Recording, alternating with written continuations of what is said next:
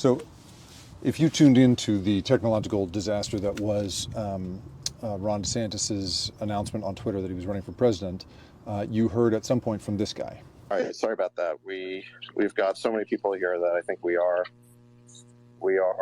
kind of melting. Now, David Sachs is a venture capitalist and co-host of the All In podcast, in which a bunch of tech guys sort of hold forth on world affairs and local affairs.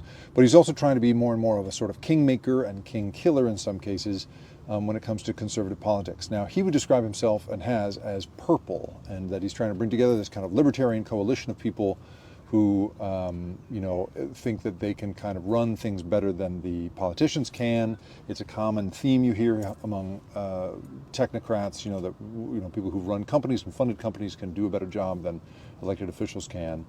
And what's interesting is that he comes up in my reporting here all the time, it turns out, and I keep sort of bumping into his influence again and again. So when Cash App founder Bob Lee was murdered in the streets of San Francisco, very quickly there were misconceptions about it having to do with unhoused people. And David Sachs was one of those people. Here's how he showed up in our reporting on it. After Bob Lee's death in San Francisco, many commentators speculated on social media that the killer was someone homeless and mentally ill. David Sachs, a Silicon Valley investor, said so on his podcast. This idea of just releasing these people onto the street, I just think is an outrageous abdication of responsibility. But the man arrested in the crime turned out to be a tech consultant who knew the victim, according to police. And not only that, he also was a pivotal force in the recall of San Francisco District Attorney Chesa Boudin. And that recall was cast as this sort of referendum on democratic politics. Well, it turns out, so here's a little clip from that report. Boudin won office promising to fight inequality in the justice system with alternatives to prison, pushing against what he calls mass incarceration.